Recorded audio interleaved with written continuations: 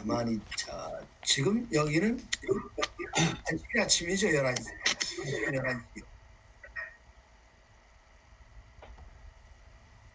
예, 11시 맞습니다. 아침 11시요. 다른 때는 한국의 굿모닝, 이쪽에 굿이브닝이 바뀌었는데 지금 여기도 굿모닝입니다. 네, 아침에 3시에 일어나서 이렇게 준비를 했는데 아주 좋은 아침이고요. 이제 조금 있으면은 한국 대통령을 위해서 출발하게 됩니다.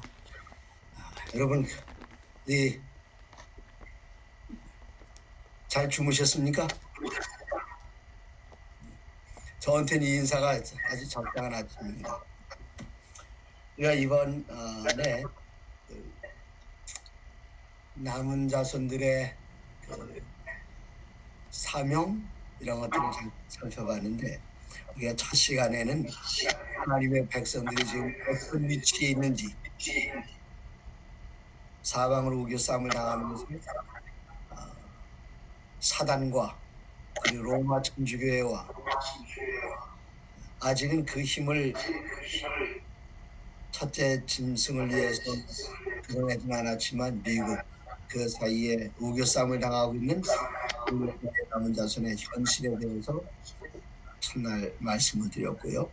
두 번째 날은 하나님께서 이 마지막 시대 우리들을 선지자로 오셔서 여러 나라와 족속과 백성과 임금들에게 다시 예언해야 할 사명을 가진 백성이라는 사실을 말씀드렸습니다. 이제 중요한 게 하나 남았어요. 중요한 게 뭔가 하면 다시 예언해야 되는데 무엇을 다시 예언해야 합니다. 거기 다시 예언하라 말씀 나와 있습니다. 무엇을인지는 안 나와 있습니다. 이럴 때 우리가 성서 해석학에서 배운 방법을 사용하게 됩니다. 계시록 10장 11절을 다시 보시면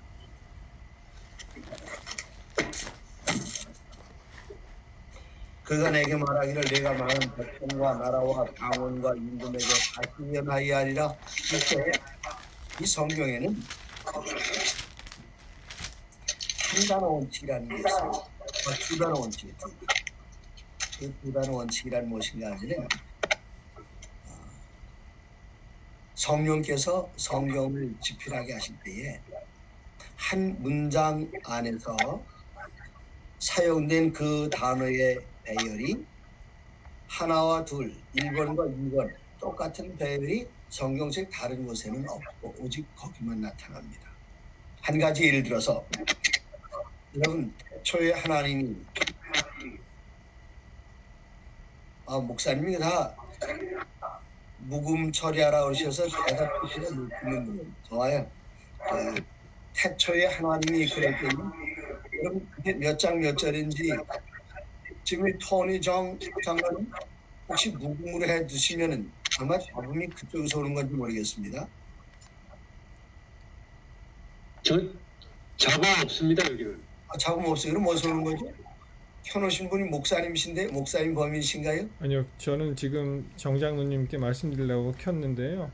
혹시 장로님 잠깐 뮤트 해주시면 거기서 울림이 좀 있는 것 같아요. 한번 해보시겠습니까? 네. 뮤트. 말씀하실 때는 뮤트를 켜주시고 지금 이렇게 하울링 에코가 있는데 지금 다 녹음을 하셨거든요. 근데 장로님은 에코는 그러면 혹시 목사님 해주시죠?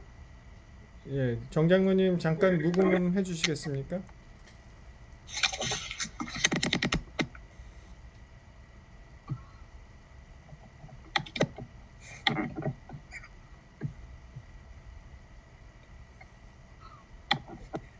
자, 여기 태초에 하나님이 천지를 창조하시니라 이 말씀을 성경 어디에도 찾아보세요. 어디에서만 찾을 수 있는가 하면 창세기 1장 1절에서만 찾을 수가 있습니다. 그 다음에 태초에 말씀이 얘기했습니다.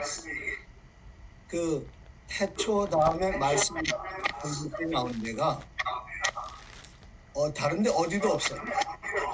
요한일서 1장 1절에. 그 다음에 우리가 잘 아는 요한복음 3장 16절 하나님이 세상을 처음 하나님이 다음에 세상 나오는 성경절 다른데 어디도 없습니다. 오직 요한복음 3장 16절만 나옵니다. 이걸 저는 그 두 단어 원칙이라고 하는데, 그래서 이 성경을 방이 약간 더운데 이걸 좀 벗어도 되겠습니까? 좋으면 끄떡끄떡 해주시고요. 아닌 것 같아요. 아무도 끄떡끄떡 안 하십니다. 그냥 덥지만 떠들리겠습니다.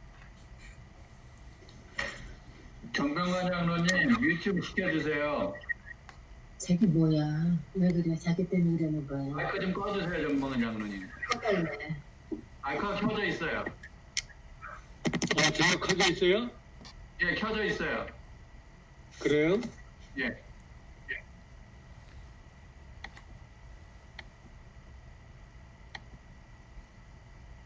그 스크린으로 이렇게 하시면 마이크가 보여요. 빨간한 게. 그거를 누르세요. 마이크,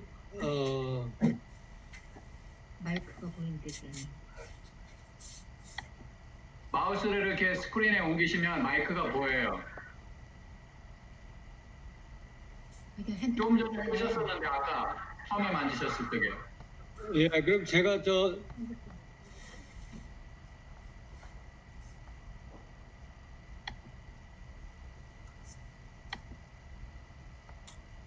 커서를 일단 나갔다가 핸드폰으로 들어올게요. 일단 나갔다가.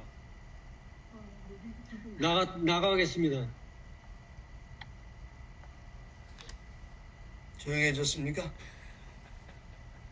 조용해졌네요. 자, 이제 다시 이야기합니다. 성경에 그 한 절을 이야기할 때에 거기서 사용된 두 단어가 다른 데서 연속으로 같이 사용된 데가 없다. 제가 그렇게 말씀드렸어요. 이걸 두 단어 원칙이라고 그러는데,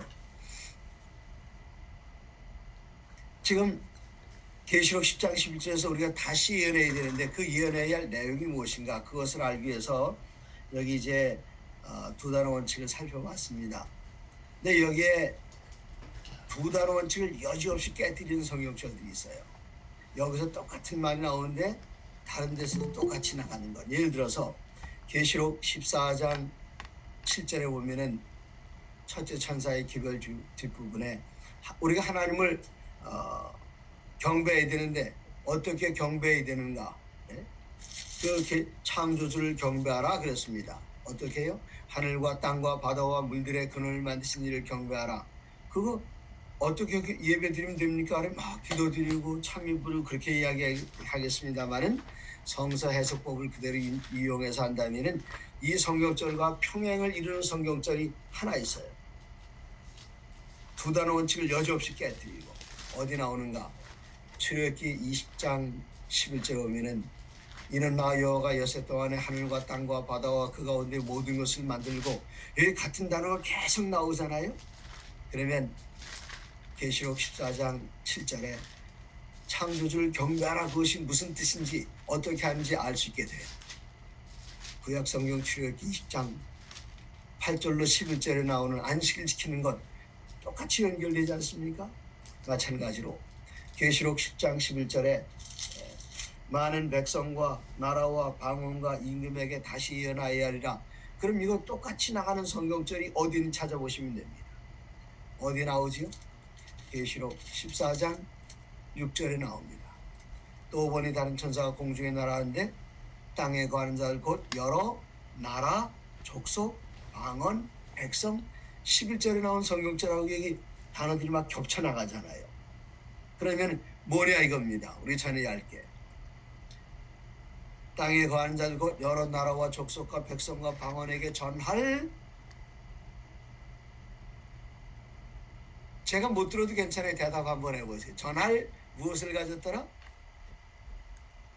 아무도 입 뻥끗도 안 하시네. 와, 네. 우리 저 장윤석님 옆에 계신 예쁘게 생긴 분이 대답하셨습니다. 뭐라고요? 영원한 복음을 가졌더라. 그래서 우리가 다시 이어내야 할 내용은 무엇인가 하면 영원한 복음입니다. 그러면 이번에 다음 질문, 영원한 복음이 뭡니까? 그럼 많은 분들이 우리가 영원한 복음 전하는 건 맞는데 영원한 복음이 무엇인지 잘 몰라요. 그럴 때 등잔 밑이 어둡지요. 얼른 등잔 밑을 보시면 됩니다. 14장 6절 다음 절 7절에 보시면 내용이 나옵니다. 그가 큰 음성으로 가로되, 그 다음에는 큰 음성으로 뭐라고 얘기하는가? 동사 4개를 말합니다. 첫 번째 동사 하나님을 두려워하라. 두 번째 동사 그에게 영광 돌리라. 세 번째 동사 심판하실 시간이 이르렀다. 네 번째 동사 하늘과 땅과 바다와 물들의 근원을 만드신 이를 경배하라. 자, 동사 4개. 여러분 안 보고 하실 수 있죠? 그냥 제가 말씀드릴게요. 여기 보세요. 첫 번째 동사는 뭔가 하면은 하나님을 두려워하라. 두 번째는 그에게 영광 돌리라. 세 번째는 심판 시간이 이렀다. 네 번째는 창조주를 경배하라.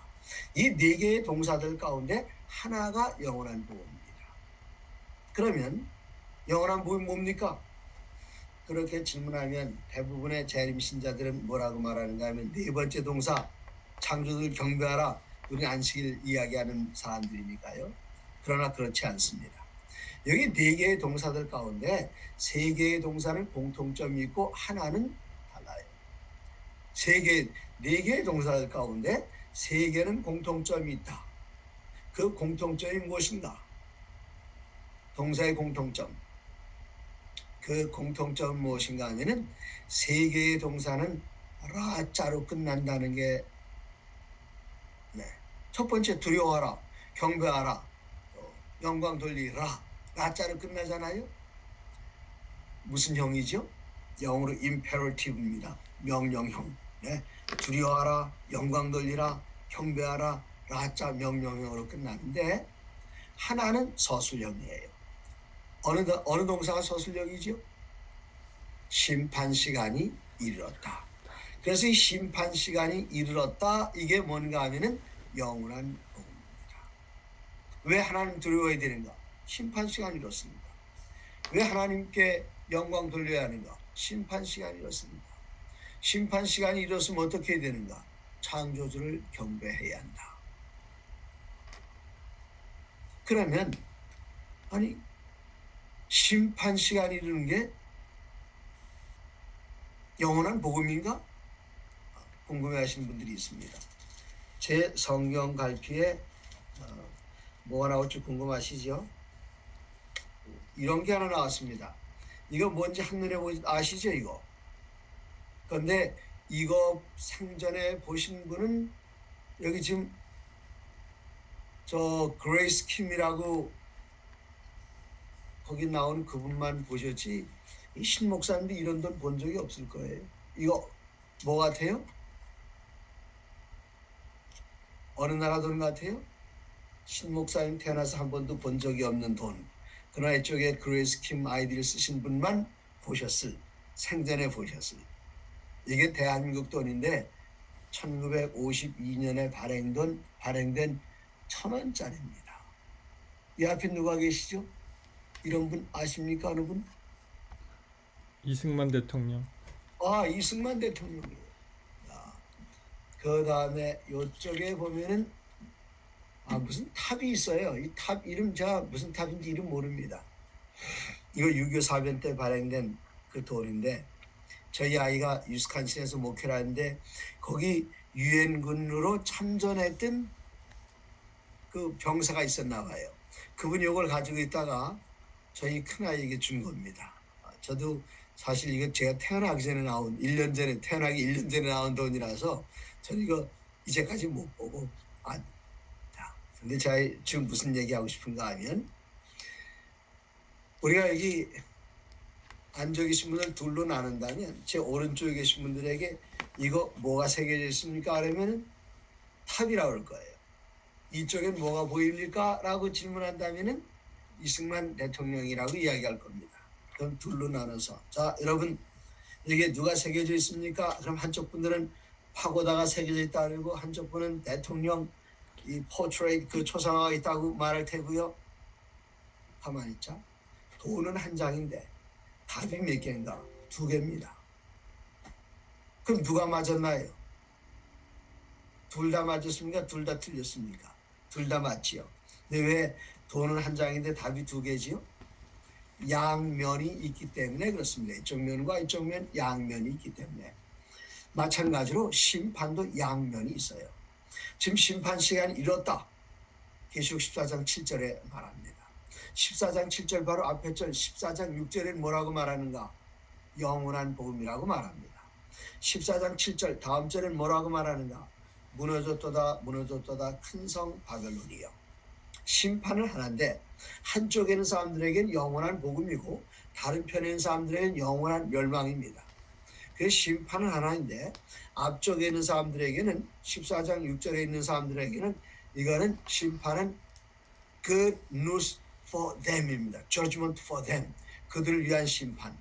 또 한쪽에는 judgment against입니다. 그들에 대한 심판.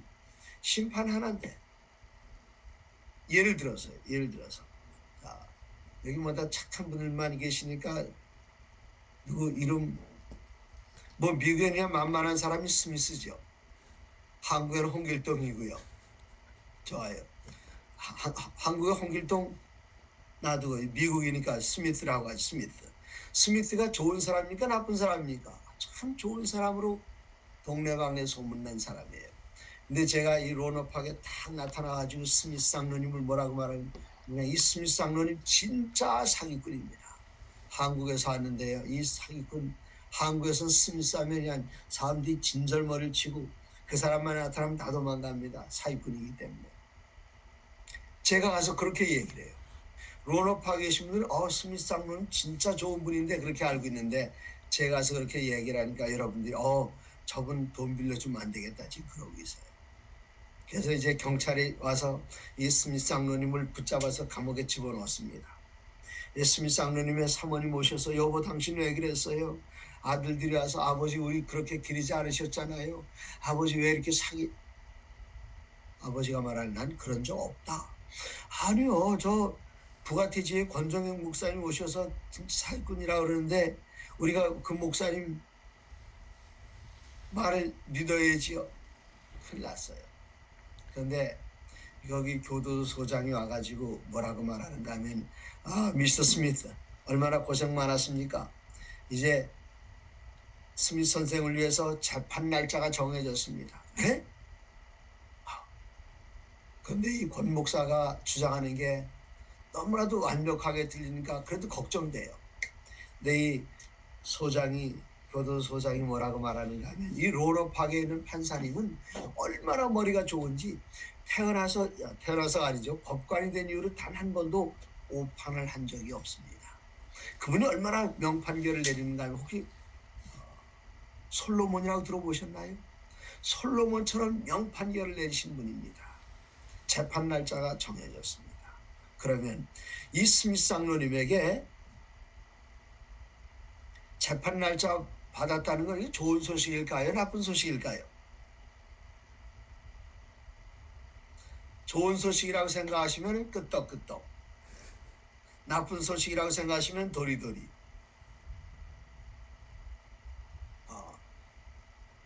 지금 미임 멋있습니다. 여기 임씨가 둘이네요. 수지 임이 셋입니까? 순임, 수지임, 미임 쪽의 남자분이 좋은 소식이라 그랬습니다. 맞아요. 이제 재판이 열렸습니다. 이 판사가 딱 보니까 기록을 보니까 한눈에도 알았습니다. 이때 뭐라고 판결 내리는가 하면 스미스 무죄, 석방, 집으로 가시오. 고생 많으셨습니다. 그러면서 판사가 뭐라고 말하는가 하면 저기 있는 미스터 권 법정 구속하시오. 무슨 죄로요? 무고죄로다가. 지금 재판 하나인데 스미스 장로님에겐 good news입니다. 그에겐 영원한 복음이에요. 근데 저는 어떻지요? 저는 이제까지는 잘 나간 줄 알았는데 이제는 제가 무고죄로다가 법정 구속이 됐으니 저에겐 bad news입니다. 그래서 여기 영원한 복음이 무엇인가 하면은 심판인데 심판은 그리스도를 영접한 사람들에게는 good news가 되고 또 하나님의 백성을 괴롭히고 그리스도를 받아들이지 않은 사람들에게는 배드 뉴스가 되는 것입니다. 자, 그러면 우리 심판에 대해서 너무나도 많이 들어왔어요. 하늘나라에서 심판이 시작됐다는 것 2300주야 1844년 우리는 너무나도 많이 들어왔는데, 그러면 하늘나라에서 심판을 할 때에 여기 필요한 인원이 있습니다. 첫 번째 누구지요? 판사가 있어야 돼요. 근데 판사만 있어도 재판이 안 됩니다. 누가 있어야 되지요? 피고가 있어야 돼요. 근데 피고를 누가 만들어줍니까? 검사가 없으면 피고도 없어요. 원고가 없으면 피고가 없어요. 자, 이제 누가 다 있습니다. 재판장 있고요. 피고 있고요. 피고를 여기까지 끌어낸 검사가 있고요. 그거면 다 되나요? 아직도 누가 더 필요합니다. 제가 법률적인 상식이 없기 때문에 누가 있어야 되는가 하면은 여기 변호사가 있어야 돼요. 그러면 하늘나라 검사는 누구일까요? 요한계시록 12장 9절과 10절에 이 우리를 법정에 세우는 검사가 나옵니다. 12장 9절에 보면 큰 용인의 얼쫓기니 옛뱀 사단 마귀라고 하는 온 천하를 꿰는 자라. 10절 끝부분에 계시록 12장 10절 끝부분에 뒷부분에 보면 우리 형제들을 참사하던 자 곧 우리 하나님 앞에서 밤낮 참사하던 자라 그랬어요. 사단이 누구라고요? 우리를 참사하던 자라 그랬습니다. 이제 드디어 하늘 법정이 개정되고 재판이 시작되는데 제가 피고로 불려나갔습니다. 제가 안식일교회 목사잖아요. 뭐 겁낼 거 뭐 있어요. 걱정 없습니다. 지금 얼굴에는 미소를 지으면서 앞에 팔짱 딱 끼고 검사에게 뭐 할 테면 해봐라, 걸어봐라, 지금 그러고 있는데 이 검사의 그 눈빛을 보니까 저를 아주 비웃듯이 이렇게 내려다보고 있어요. 그러더니 그가 판사를 향해서 존경하는 재판장님, 여기 뻔뻔스러운 이 피고 권정행으로 말씀드릴 것 같으면, 그러면서 제가 태어나면서부터 이제까지 제가 지은 모든 죄를 낱낱이 이야기를 하는데 이거 제가 불려지기 시작했습니다. 큰일 났어요. 처음엔 제가 팔짱 딱 끼고 뭐 해봐라 그랬는데 점점 제 자세가 겸손해지면서 팔짱을 풀고 이 얼굴도 그렇게 막 싱글벙글 웃던 것도 점점 표정이 굳어지기 시작하더니 아주 난처한 표정을 짓는데 마침내 뭘 하나 얘기를 하는데 그건 제가 아무리 생각해봐도 그런 죄를 제가 지은 적이 없어요. 당당하게 검사님, 그건 제가 지은 죄가 절대로 아닙니다. 절대로 아닙니다. 제 기억에 나지 않습니다. 그런 것을 들어보셨습니까? 대한민국 국회 청문회 할 때 기억에 나지 않습니다. 그래서 나는 기억나지 않. 그때 이 검사가 아주 뭘 빙긋이 웃으면서 기억이 안 나신다고 알았습니다. 가방을 뒤적뒤적 하더니 뭘 하나 딱 꺼내면서 딱 보여주면 이제 생각나요. 이제까지 다 잊어버리죠. 이제 생각나는 겁니다. 그걸 딱 보는 순간 빼도 박도 못하고 제 입에서 나오는 말이 뭐라고 나오지요? 난 이제 세 글자. 죽었다. 이제 검사가 판사를 향해서 존경하는 재판장님, 피고 권정행은 이러이러한 죄인입니다. 따라서 존경하는 재판장님, 재판장님께서 친히 제정하신 도덕의 율법에 따라 피고 권정행은 사형이 마땅합니다. 법대로 판결해 주시면 감사하겠습니다. 난 지금 죽은 목숨이에요. 내가 지은 죄를 내가 다 압니다. 이 꼼짝없이 빠져나갈 구멍이 없어요. 그런데 좋은 소식이 들려요. 재판장이 변호사를 향해서 변호인께서는 지금부터 피고를 위한 변론을 시작해 주시기 바랍니다. 나 같은 게 지금 변호사가 있어요? 있습니까? 대답 없는 거 보니까 변호사 없는 거. 큰일 나. 지금 막 땀이 흐릅니다. 그런데 성경엔 우리의 변호사를 이야기하시는데 요한일서 2장 1절에 우리를 위한 변호사가 등장합니다. 요한에서 2장 1절 나의 자녀들아 내가 이것을 너에게 쓰면 너희로 죄를 범하지 아니하게 하리 함이라.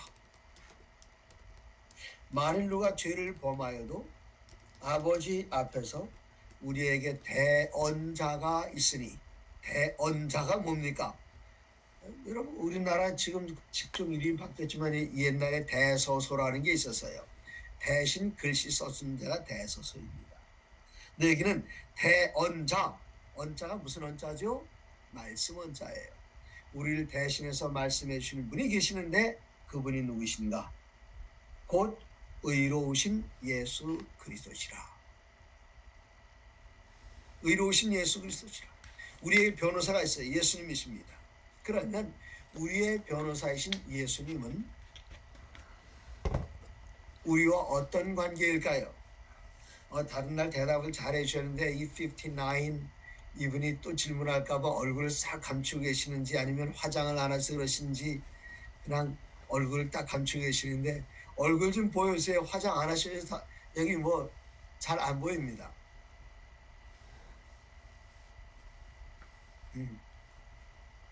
제 질문 안 할 테니까 얼굴 좀 보여주세요. 좋아요. 제가 약속했습니다. 질문 안 하기로. 이따 질문하니 섭섭하시면 손 드세요. 누구에게 질문할까요? 질문. 수지? 도망가신대. 개표순? 임순자 씨입니까? 순? 맞았어요? 그럼 이제 순자 씨하고 이제 얘기 좀 하겠습니다. 좋아요. 지금 예수님은 지금 그 59님은 질문 안 한다는 게 좋아가지고 이러고 계시는데 나중에 삐지지나 마세요. 질문 안 한다고. 예수님과 우리와의 관계는 어떤 관계인가 하면 히브리서 2장 11절에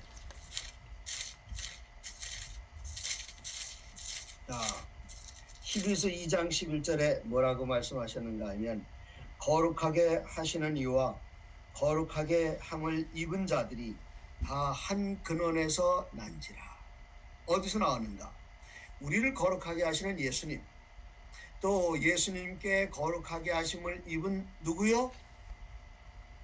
조금 전에 얘기했는데 임순자 씨라고요. 자, 지금 우리를 거룩하게 하시는 예수님과 예수님께 거룩하게 함을 입은 순자 씨는 어디서 나왔는가? 한 근원에서 나왔다. 그래서 한 근원. 한 근원님 누구시죠? 아버지 하나님이십니다. 그래서 아버지 하나님에게서 나오신 예수님과 또 예수님에게서 거룩하게 함을 입은 임순자 씨는 한 근원에서 나왔어요. 그러니까 하나님의 아들 예수님, 하나님의 딸 누구요?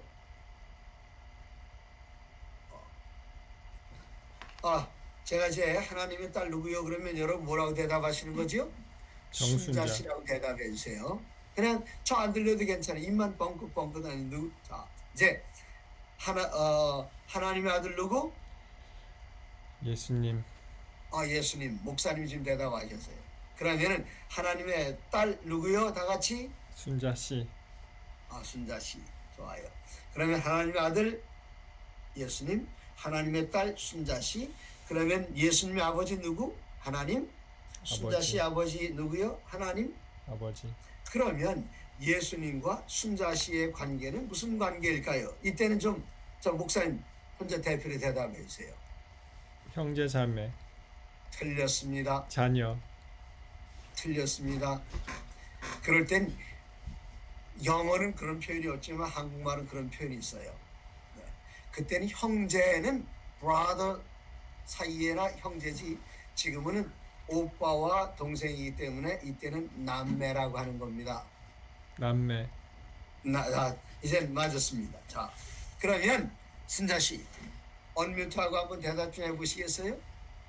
순자 씨는 예수님을 뭐라고 불러야 되지요? 오빠라고 대답하셨습니다. 오빠. 그래서 우리의 변호사가 누군가 하면 여자만 시키니까 우리 장은섭 씨가 좀 섭섭해 하시는 것 같은데 뭐라고 불러야 돼요? 대답 좀 해보세요. 질문이 뭐시죠? 질문이 뭐냐고요? 자, 우리를 거룩하게 하신 예수님, 거룩하게 함을 입은 장은석, 둘은 한 아버지에 태어났으니 하나님의 아들 예수님, 또 이쪽에 예수님께 거룩하게 함을 입은 장은석, 하나님의 아들. 그래서 예수님 아버지, 하나님, 은섭이 아버지, 하나님. 그러니까 예수님과 장은섭 사이는 무슨 관계? 쌍둥이.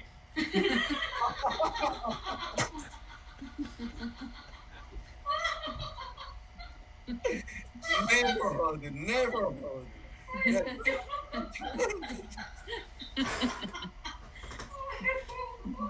아, 이거 명답이죠. 명답이죠. 아이고, 쌍둥이라십니다. 전 그냥 형이라 그럴 줄 알았는데, 쌍둥이. 네, 좋습니다. 아버지도 갖고 이젠 쌍둥이니까 배다른 동생이란 말은 절대로 안 들으셔야 되겠습니다. 아버지도 같고요, 어머니도 같습니다. 축하드립니다. 쌍둥이. 좋습니다. 그래서 우리들은 예수님과 형제인데 우리의 형이, 우리의 오빠가 나를 위한 변호사입니다. 이제 변호사님 변론을 시작하시는데 어떻게 변론을 하시는가 하면은 존경하는 재판장님, 이제까지 검사님께서 제 아우 정행에 대해서 말씀하신 모든 내용이 혹시 변호사님 계십니까? 변호사 없어요? 변호사. 그럼 뭐라고 말하는가 하면은 그 항상 의뢰인에게 불리한 건 말하지 말라 그렇게 얘기를 해요. 근데 변호사 딱 나서 하는 말이, 재판장님, 이제까지 검사님께서 피고에 대해서 하신 모든 내용이 다 사실이고 진실된 것을 본인 변호인은 인정합니다. 그렇게 말한 변호사 없지요. 그런데 아니 기껏 오빠라서 좋아했는데 그렇게 말하는 거예요. 예수님께서 왜 그렇게 말씀하실까요? 왜 그런가 하면 요한계시록에 예수님을 가리켜 예수님은 참된 증인이라 말씀하셨어요. 참된 증인. 그러니까 예수님은 그냥 사실대로 다 얘기하시는 겁니다. 있는 그대로요. 그러면서 뭐라고 말씀하시는가 하면은 내가 나의 동생 순자의 영원히 죽어야 할 그 불쌍한 그것을 너무나도 불쌍히 여겨서 내가 하늘나라의 임금인데 하늘나라의 왕좌를 버리고 이 땅에 와서 내 아우 순자가 죽어야 할 영원한 죽음을 내가 대신 죽었습니다. 그랬더니 검사가 소리를 지르면서 증거 있습니까? 증거 있습니다. 증거를 제출해 주시기 바랍니다. 그랬더니 오빠가 예수님께서 첫 번째 증거를 대시는데 제가 지금 밑에 도우미가 필요한데 도우미가 여기 누가 적당할까요? 저 미임. 네? 미자가 남자분이에요, 여자분이에요? 네, 여자분이십니까? 저분 도움 필요한 게 있어요. 저는 그게 안 돼요. 예수님의 첫 번째 증거를 제출하시는데, 자, 도우미 앞으로 좀 나오세요. 도우미. 네, 좋아요. 예수님 첫 번째 전 잘 안 되니까 도우미 좀 도와주세요. 예수님 첫 번째 증거를 제출하시는데 다 이렇게 하시는 겁니다. 이렇게. 이게 한번 해보세요. 잘 안 돼요? 전 이게 이거 여자들 이거 탁 이렇게 하시잖아요. 이거. 순자가 대신했습니다. 참나 머리 짧지만 이거 뭐 하는 거죠, 예수님께서? 증거를 제출하라고 하니까 이 머리를 들어 올리실 때에 여기에 난 무슨 자국이요? 가시면류관 자국이 있는 겁니다. 그러더니 갑자기 이 변호사가 벌떡 일어나면서 뭘 걷어붙이는가 하면은 여기 바지 가랭이를 이렇게 쫙 올리는 거예요. 양쪽 바지 가랑이를. 그 양말을 내리십니다. 뭘 보여주려고요? 두 정강이에 난 굵은 못자국을 보여주더라고요. 그 다음에는 이 옷도를 딱 벗고는 넥타이 풀고 그다음에 이 와이셔츠 딱 올리고 그다음에 이 스웨셔트 한국에서는 난닝구라고 말합니까? 그걸 딱 올리면서 여기 옆구리 갈비뼈 사이에 난 커다란 창자국을 보여줘요. 그게 답니까? 아직 더 있습니다. 이제 마지막으로 양손을 들어서 양손에 난 못자국을 보여주면서 하시는 말씀이 내가 사랑하는 순자의 영원히 죽어야 할 그 죽음을 대신 죽기 위해서 보시는 바와 같이 이러한 모든 것을 통해서 나의 피와 나의 땀과 나의 눈물을 흘렸습니다. 그리고 사랑하는 순자에게 말하기를 이사야 1장 18절 오라 우리 순자야 우리가 서로 변론하자. 내 죄가 주홍같이 붉고 내 죄가 진홍같이 붉을지라도 내 죄보다 더 붉은 나의 피를 너의 것으로 영접하기만 하면 내가 너의 모든 죄를 완전히 다 덮어서 다 덮는 것 다 덮어서 도말하여 너로 하여금 흰눈처럼 양털처럼 희게 해주겠다. 순자씨 아멘 안 해요? 지금 너무나도 감동해가지고 입 탁탁 이러고 있는데 왜 나머지 분들은 아멘 안 하십니까? 아멘, 아멘. 목사님. 어느 분이 아멘 하신 거예요? 네, 아멘, 목사님. 어느 여기 좋아요. 아멘. 소리 크게 들렸습니다. 그런데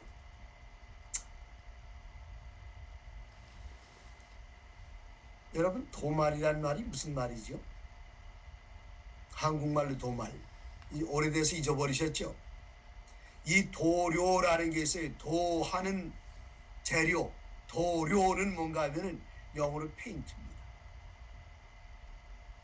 그 다음에 또 영어에 그런 말 있나요?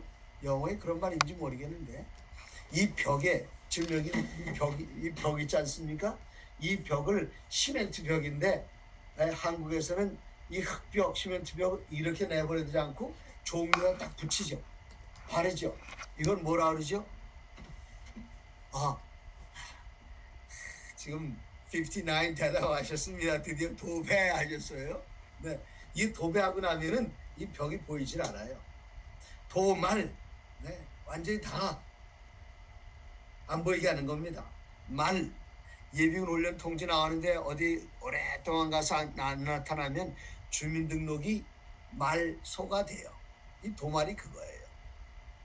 내가 죽을 죄 지은 거 내가 다 안다. 내가 불쌍히 여겨서 널 위해서 내가 대신 죽었다. 이 피를 흘려서 대신 죽었다. 내가 내 피를 영접하기만 하면 내 죄보다 더 붉은 나의 피로다가 완전히 도말해서 없애버리겠다. 그랬더니 순자 씨가 조금 전에 뭐라 그랬죠? 아멘. 아멘 했어요. 아멘. 이제 변호사는 재판장을 향해서 따라서 존경하는 재판장님, 순자가 영원히 죽어야 할 죄인 마땅하지만 내가 그를 위하여 죽었고 내가 그를 위해서 흘린 피를 내 아우 순자가 영접해서 자기의 것으로 삼고 자기의 모든 죄를 가렸습니다. 따라서 존경하는 재판장님, 순자는 무죄입니다. 뿐만 아니라 제가 나의 사랑하는 아우 순자를 위해서 지난 2000년 동안 하늘에 있을 곳을 예배해 놓았습니다. 존경하는 재판장님, 순자와 함께 영원토록 하늘에서 살게 해주시기를 바랍니다. 그랬더니 검사가 소리를 질러요. 말도 안 됩니다. 소리 지르는 겁니다. 그런데 예수님께서는 겸손하게 순자는 죽지 않아도 됩니다. 무죄입니다. 지금 이 양쪽의 주장이 엇갈려요. 와우 예뻐라. 안녕. 어린아이가 얼굴 보였다가 예쁜 아이가 나타났다가 사라졌다 하고 있습니다. 자, 지금 검사는 사형이라고 말하고 변호사는 무죄라고 말하고 내가 그 가운데서 어느 쪽이 맞습니까? 여러분 한번 손들어 볼까요? 아직 판결하기 전이니까 좀 이르죠. 네. 무죄라고 생각하시는 분도 계시고 유죄라고 생각하는 분도 계시고 그런데 순자 씨는 떨리기만 합니다. 왜 그런가 하면 네 죄를 내가 알렸다. 내가 지은 죄 내가 알잖아요. 내가 내 죄를 씻기 위해서 한 거 아무것도 없잖아요. 무죄라고 하기는 이것은 소망사항이긴 하지만 이거 걱정스러워요. 이제 중요한 건 하나 남았어요. 뭐가 남았습니까? 판사의 판결이 남았어요. 그럼 판사는 누굽니까? 판사. 하늘법정에서의 판사가 누구인가? 다니엘서 7장에 보시면 다니엘서 7장 9절에 우리가 다니엘 7장 9절 어제 한번 읽었어요. 또 한번 읽겠습니다.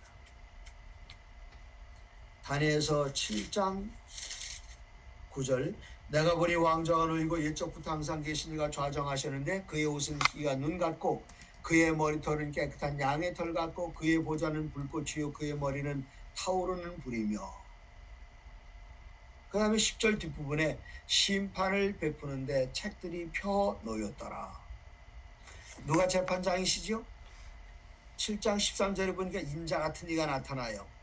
그러니까 인자 같은 예수님이시고 그러면 머리털에 그 옷은 희가 눈 같고 그의 머리털은 깨끗한 양털 같고 이분은 누굴까요? 옛적부터 항상 계시니? 이분은 아버지 하나님이십니다. 그런데 아버지 하나님의 머리털 색깔이 지금 무슨 색깔이에요? 여기 보니까 그의 옷은 희가 눈 같고 그의 머리털은 깨끗한 양털 같고 그러면 아버지 하나님 머리 색깔 무슨 색깔? 이때는 신 목사님이 좋아서 얼른 대답할 것 같은데요. 아주 겸손하게 그냥 침묵을 지키고 계십니다. 대답하려고 언뮤트 하셨습니다. 무슨 색깔? 지금 뭐 민망해서 지금 이러고 계시는데 많은 분들이 아버지 하나님의 머리 색깔이 흰색이요 그러는데 어림없습니다. 자, 저를 한번 보시고 제가 잘생겼다고 생각하시면 손 들어보세요. 순자 씨는 눈이 성화된 분이라서 저를 보고 잘생겼다 그러는 거예요. 그런데 이쪽에 장은섭 씨 부부는 손 안 들어요. 우리 신랑이 더 잘생겼다 그러고요. 근데 성화된 눈을 가신 분은 저를 보면 미남이다 그렇습니다. 왜 그런가 하면 제가 이래봬도 창세기 1장 26절이 보장하는 하나님을 닮은 사람입니다. 하나님이 우리를 지으실 때에 어떻게 지으셨죠? 하나님의 형상과 모양대로 지으셨는데 제가 하나님의 머리 색깔 아는 방법이 있어요. 제가 하나님을 닮았으니 뭘 보면 되는가? 뭘 보면 우리 방에 그런 거 없네요. 뭘 보면 되죠? 그 여자분들이 자주 보시는 것. 거울. 거울을 딱 들여다보니까 그래도 아직은 제 머리 여기 들면 안 돼. 아직은 무슨 색깔이죠? 까만 색깔이에요. 하나님 머리 색깔이 제가 거울 딱 보니까 까만색입니다. 그런데 여기는 하나님 머리 색깔이 양털 같다 그랬어요. 왜 그랬을까요? 어느 조그만 나라에 적군이 쳐들어왔습니다. 이 적군을 방어하기 위해서 군인들을 모집해야 되는데 이 나라 사람들은 머리 색깔이 두 가지밖에 없어요. 까만색 아니면 흰색입니다. 자, 전쟁터에 내보낼 군인들 머리 색깔 무슨 색깔이요? 대답 좀 해보세요. 검은색이죠. 젊은이들이니까. 네? 검은색이요? 네, 젊은 사람이니까. 젊은 사람이니까요? 네. 제가 한국에서 청년 집회에 가서 자 무슨 색깔 그랬더니 청년들이 하얀색이라고 그러더라고요. 머리 하얀 사람들 전쟁터에 보내줘요. 청년들이 아니 못된 것들 같으니라고. 이제 까만 머리들이 전쟁터에 나가서 이기고 이젠 전쟁 끝나서 평화로운 때가 됐습니다. 그런데 윗집하고 아랫집이 싸움이 벌어졌어요. 그 제가 가서 윗집의 이야기를 딱 들어보니까 자네 말이 맞아. 네? 아랫집이 전 나쁜 사람들이야. 내가 가서 손 좀 봐줄게. 그리고는 아랫집에 가서 이제 제가 한마디 좀 해주려고 딱 갔는데 이 아랫집에 왔더니 권 목사님 세상에 이렇게 억울할 수가 있습니까? 그러면서 무슨 얘기 하나 들어봤더니 윗집이 얼마나 나쁜지 얘기하는 거예요. 딱 들어보니까 어느 집 말이 옳지요? 아랫집 말이 맞아요. 제가 윗집에서 지금 속고 온 것 같아요. 그래서 아랫집에 가서 뭐라고 말해? 자네 말이 맞아. 여기 황 씨가 안 계신 게 다행인데 꼭 누구처럼 말하는 겁니까? 황희정승. 황희정승이 항상 그러잖아. 아, 자네 말이 맞아.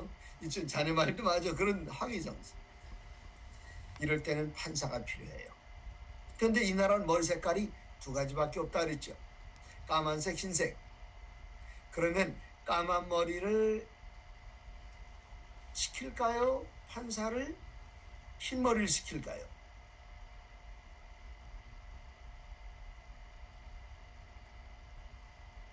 대답 없어요?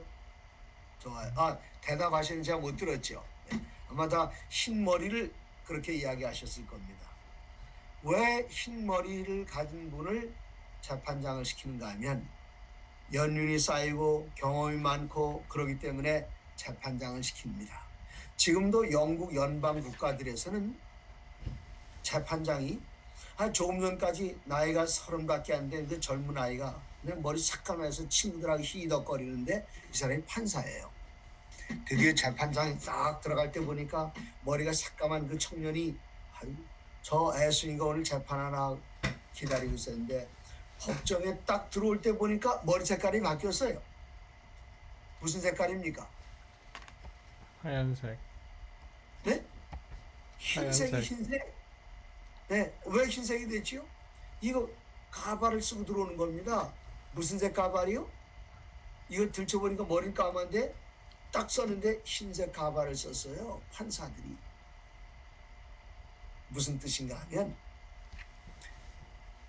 옛날에 판사들 누가 하는가 하면은 성문 앞에 앉아있는 장로들이 재판을 했습니다. 그 장로들의 머리가 다 흰색이었어요. 그래서 유대인들 개념 속에 유대인들이 다니엘서 7장을 읽을 때 하나님 머리 색깔이 무슨 색깔이냐? 그러면 우리들은 흰색이요 그렇게 대답하지만 유대인들은 그렇게 생각하지 않습니다. 하나님의 머리가 희다 하는 것은 무엇인가 하면 하나님은 지혜롭고 경험이 많으신 분이기 때문에 재판하기에 능하신 분이시다. 그것을 나타내는 거예요.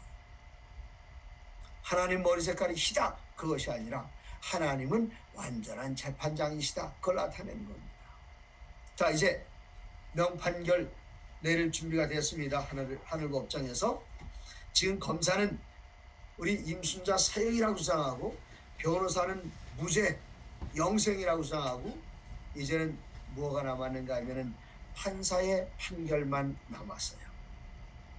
지금 덜덜 떨고 있습니다. 과연 판사가 검사 손 들어줄까 변호사 손 들어줄까? 이 절체절명의 순간에 순자 씨가 옆구리가 좀 허전한 느낌이 들었어요. 이게 왜 이럴까? 왜 이렇게 허전할까? 보니까 옆에 있어야 할 변호사가 사라진 겁니다. 누가 사라졌다고요?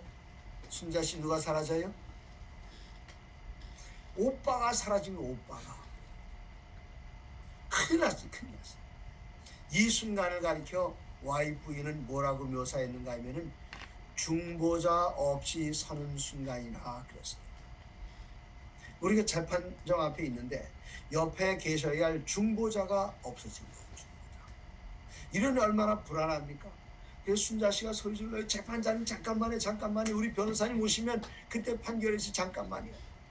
그리고 뒤돌아서 변호사님 불러도 나타나지 않고 이쪽으로 오빠 불러도 나타나지 않고 이젠 시간이 지나고 큰일 났어요. 막 얼굴에 땀이 흐르고 견딜 수가 없습니다.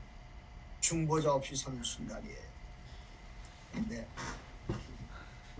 지금 드디어 판사는 판결문을 낭독하기 시작합니다.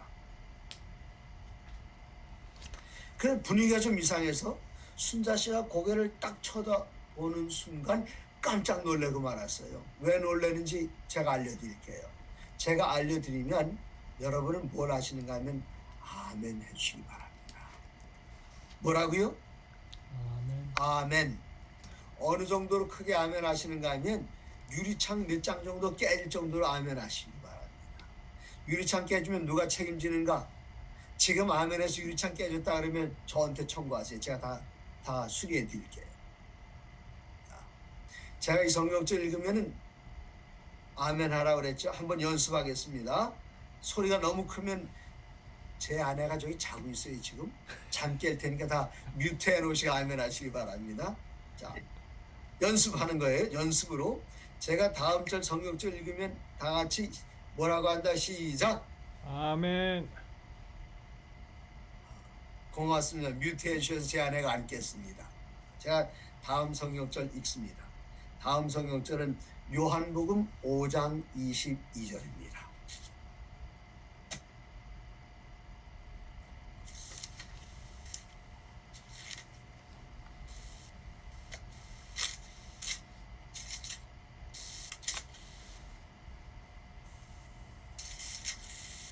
요한복음 5장 22절에 뭐라고 기록되어 있는가?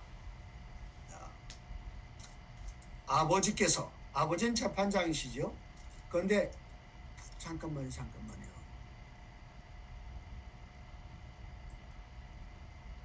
오케이.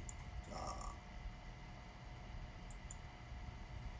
왜 잠깐만요 했는가 하면은 새벽 요 시간 되면은 제가 이 시간에 교인들에게 2,600명에게 1분 설교를 카톡으로 보내는 시간이거든요. 뭐 하나 딱 떠서 왜 아직 안 보내느냐? 좋아요. 자, 여기 요한복음 5장 22절에 보시면 아버지는 원래 재판장이신데 여러분 함께 읽어보세요. 아버지께서 아무도 심판하지 아니하시고 심판을 다 누구에게 맡기셨다고요? 아들에게 맡기셨어요. 아들에게. 아멘 하셨습니까 여러분? 아멘. 유리창 안 흔들리는데요.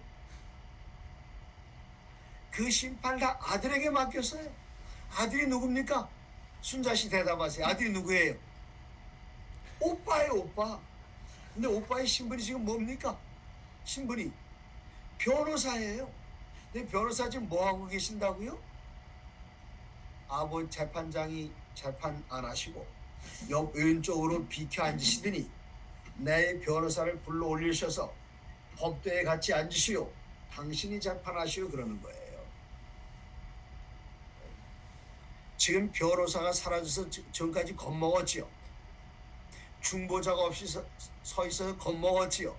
내 눈을 딱 들어보니까 그 재판장이 있던 그 자리, 아버지께서 앉은 그 자리에 누가 앉아 계시는가 하면 우리 오빠가, 네? 내 변호사가 거기 올라와서 피고 순자를 향해서 뭐라고 말하는 것인가 하면 순자야 울지 마라 여기에 오빠가 있다 그러시는 거예요. 이거 얼마나 감동입니까? 옆에 중보자 있는 게 좋아요? 없는 게 좋아? 어느 게 다행이죠? 없는 게. 옆에 중보자가 없는 게 다행이에요. 중보자가 지금 재판장 자리에 앉아 계십니다. 세상에 이런 일이 어떻게 이런 일이 있을 수 있을까요? 왜 그런가 하면 요한복음 5장 27절을 보시면 어디 가시는 거예요, 장은섭 씨? 이게 중요한 얘기이기 때문에 오실 때까지 기다리겠습니다. 빨리 여보 빨리 와서 그러세요.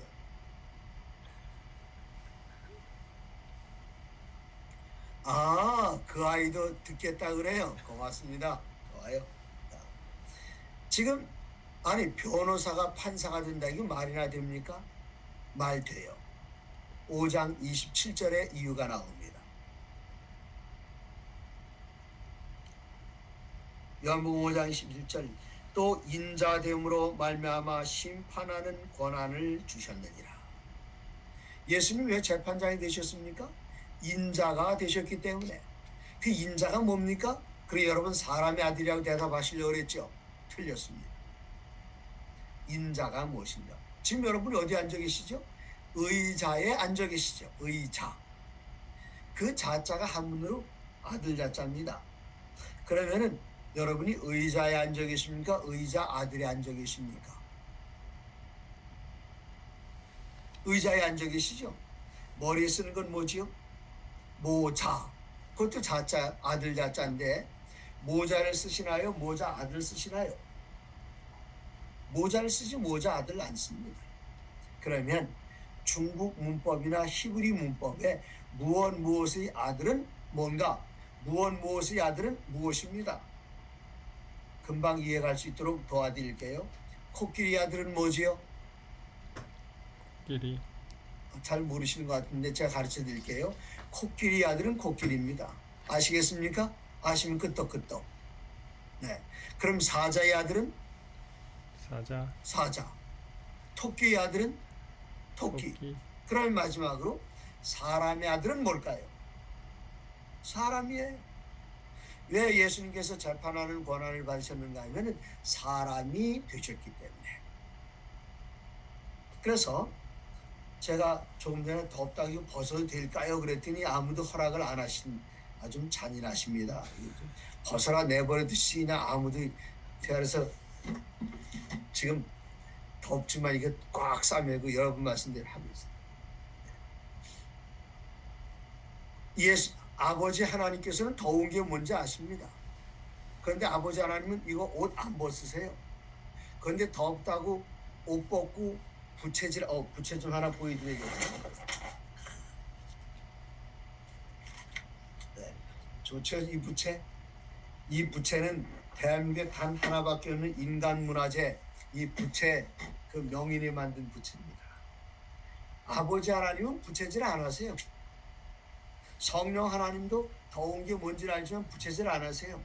오직 부채질 하시는 하나님은 삼위 하나님 가운데 누구밖에 없는가 하면 예수님밖에 없어요. 왜 그런가 하면 사람이 되셨기 때문에. 아버지 하나님 배고픈 거 뭔지 아시지만 배고프다고 뭐 잡숫지 않으십니다. 그런데 배고플 때 음식 찾는 하나님은 딱 한 분밖에 안 계세요. 사람이 되신 하나님 예수님만 그렇습니다.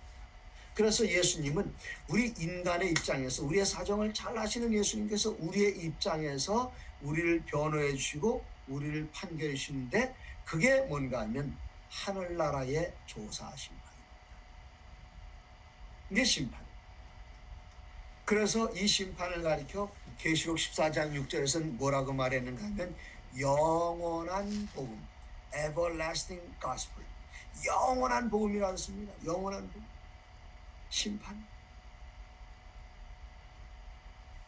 그럼 우리들에게 희망이 있습니까? 우리에게 희망이 있어요. 우리가 어떤 죄를 지었어도, 사기꾼이어도, 도둑질을 했어도, 살인을 했어도, 간음을 했어도 수고하고 무거운 짐진 자들을 부르시는 예수님께 나가서 주님, 제가 이런 죄인입니다. 그러면 예수님께서 그 죄에 내 십자가의 발화를 다 내려놓아라. 그러면 내가 너의 모든 죄를 완전히 다 도말해 버리겠다. 주님, 당신만 믿습니다. 우리의 모든 죄를 주님의 발 아래 내놓기만 하면 예수님께서는 우리를 위해서 변호하실 준비가 되어 있습니다. 그리고 당신께서 이제까지 주장하신 것을 따라서 예수님께서는 두드리실 준비가 되어 있어요. 무죄라고. 그게 영원한 복음입니다. 그러면 여러분 궁금한 거 있어요. 정말 예수님께 변론을 맡기기만 하면 다 끝나는 것인가? 저 신 목사님, 한국에서 어느 교회 출신이시죠? 대서울중앙교회입니다. 제가 다 알고 하는 얘기입니다. 중앙교회 출신이에요. 중앙교회. 그 앞에 대를 붙여야 돼요. 네, 대를 붙여야 돼. 여러분 중앙청이라고 들어보셨습니까? 중앙청? 못 들어보셨죠? 중앙청. 중앙청이 뭔지 저 신 목사님 대답 좀 해보시겠어요? 예전에 조선 총독부 자리였죠, 그게? 저분 가짜라구나. 중앙교회 청년부 출신인 중앙청입니다. 네, 저 신 목사님 중앙교회 출신인데 제 아내가 그 교회를 다녀요. 네. 저는 신 목사님 앞에서 꼼짝 못하지만 신 목사님은 제 아내 앞에서 꼼짝 못합니다. 제 아내가 중앙교회 선배거든요. 근데 이 중앙교회가 옛날에 청진동이라는 곳에 있을 때에 그 교회가 없었어요. 예식장 빌려가지고 예배를 드렸는데 교인들이 헌금을 해가지고 건물 하나 샀습니다. 근데 그 건물이 시천교라는 단군 섬기는 종교의 건물이었어요. 그 건물을 딱 샀는데 나중에 교인들이 좋아하는데 이 교회가 둘로 갈라져 있는 걸 봤습니다. 그래서 상대 쪽에 있는 사람들이 소송을 걸었어요. 이거 우리 겁니다. 저쪽 사람들이 팔았습니다. 이거 안, 그래서 이분들이 소송을 걸었는데 중앙교회가 패소했습니다. 패소. 아하. 그래서 장안에서 제일 잘 나가는 변호사를 선임했어요. 그 변호사가 검찰총장 3번 했습니다.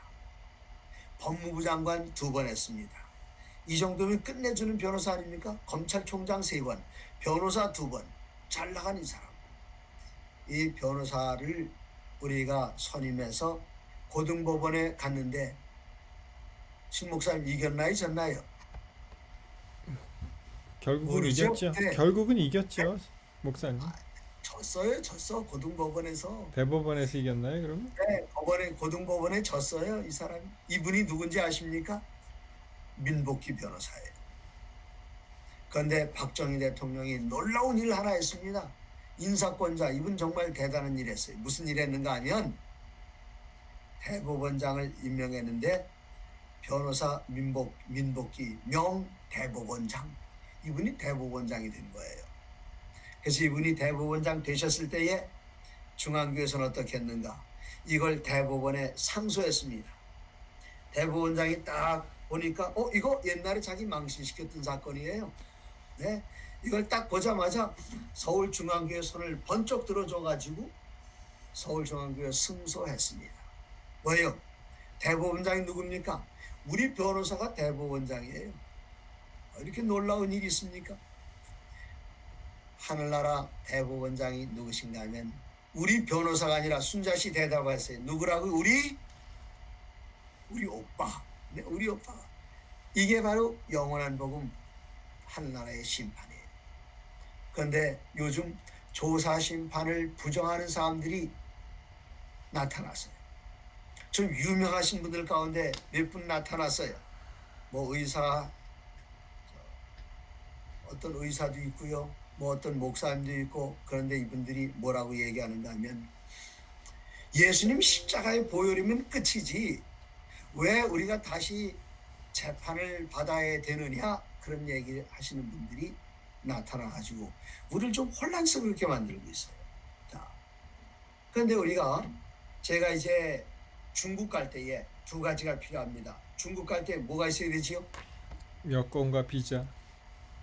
목사님, 저 신 목사님은 중국 가면 중간에도 못 가서 빠져 죽을 뿐이십니다. 아니, 중국에 여권과 비자가 필요한 게 아니라 비행기표가 필요하지. 저분은 수영해서 가시려고 그러신 거 같아요. 첫 번째는 여권과 비자가 아니라 비행기표가 있어야 돼요. 비행기.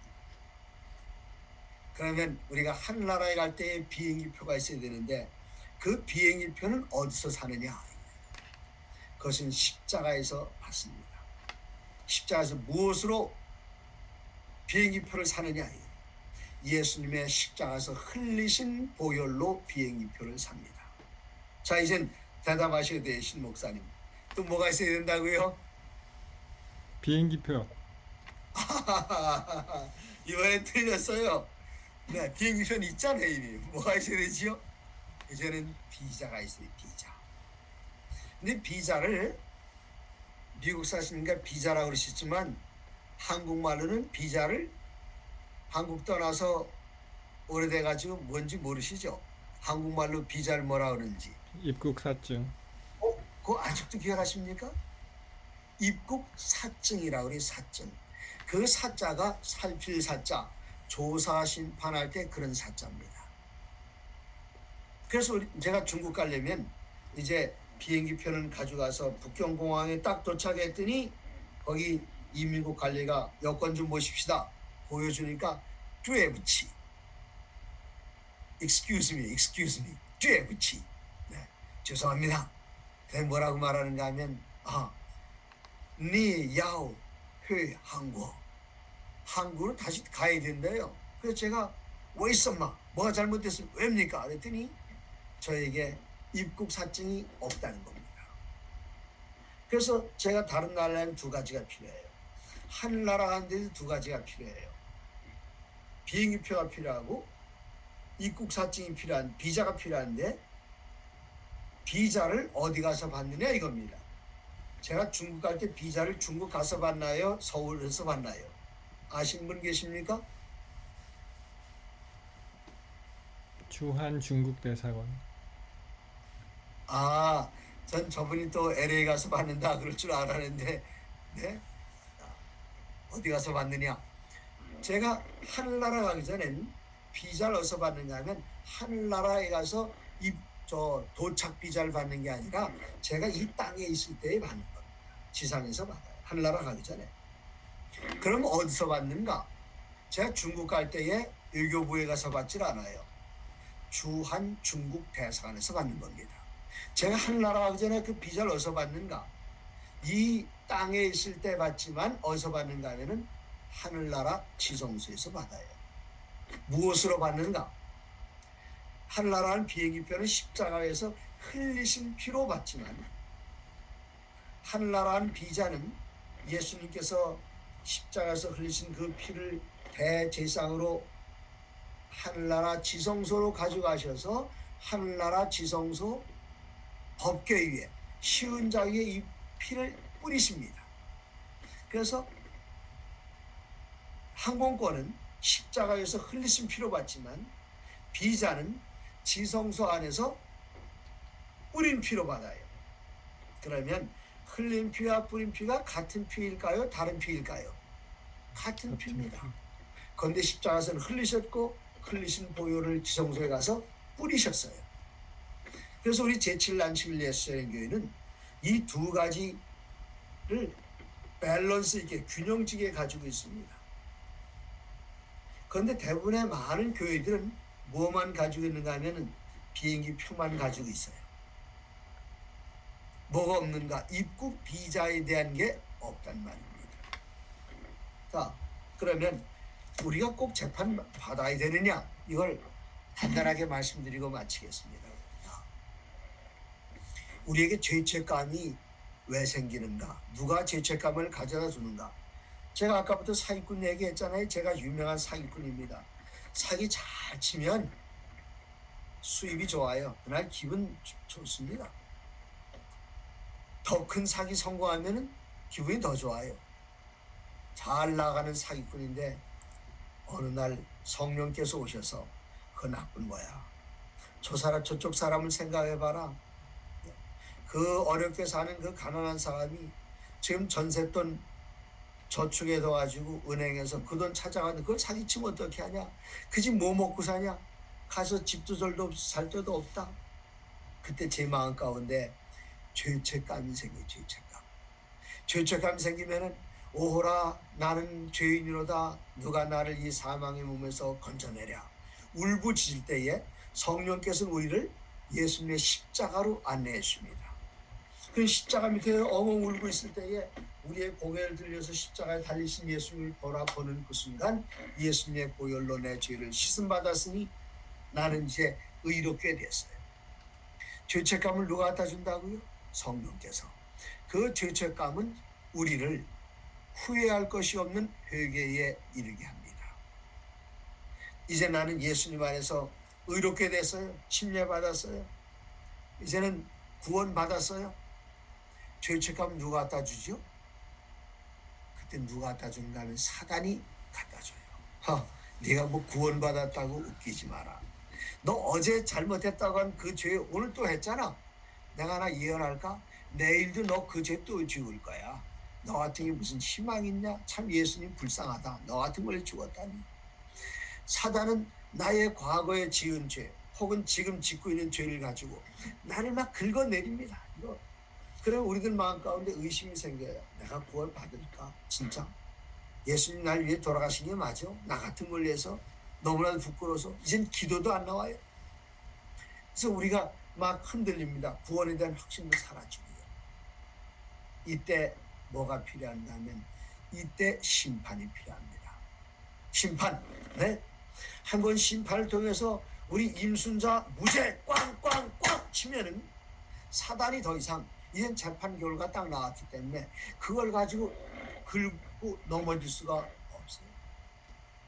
그래서 심판은 왜 필요한가 하면 그리스도 예수를 개인의 구주로 영접한 그 사람들이 사단이 이젠 더 이상 뭐라고 말할 수 없게 완전히 재판을 통해서 판결을 내리고 나면 사단은 거기에 대해 더 이상 긁고 넘어갈 수가 없게 되는 것입니다. 그래서 십자가에서 구원받은 건 확실합니다. 확실한데 사단이 이걸 자꾸 흔들어요.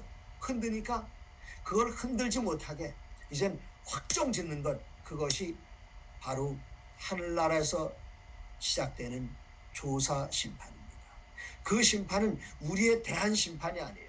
요거 뭐 잘못했나? 이쪽에 커다란 그 현미경, 제 방에 어디 현미경, 이 현미경 있네. 현미경.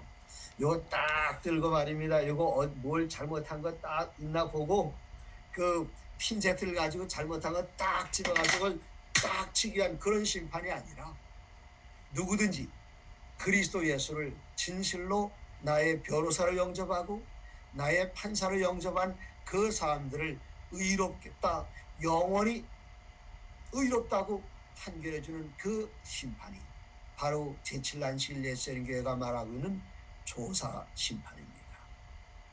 그래서 우리들은 심판하면 두려워 막 떠는 것, 이건 변호사가 없는 사람이 두려워 떠는 거예요.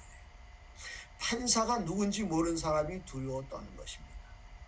그러나 예수님은 우리의 변호사. 순자씨, 예수님이 누구라 그랬죠?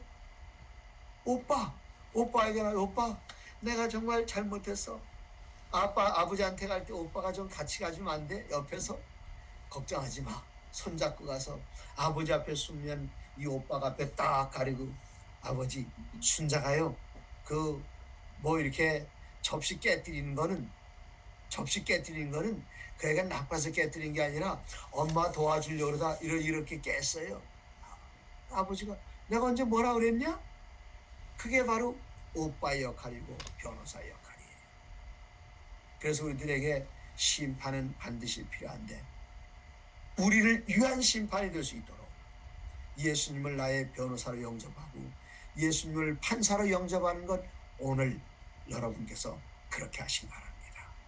그러면 심판이 5글자 뭐라 그랬죠? 언뮤트 하시고 이제 대답해 보세요. 심판이 5글자로 뭐라 그랬어요? 영원한 복음. 그게 영원한 복음입니다. 그래서 이게 이게 보통 복음이 아니라 영원한 복음이에요. 우리 제7난식일 예수님교회의 미션 스테이트먼트가 사명 진술이 있습니다.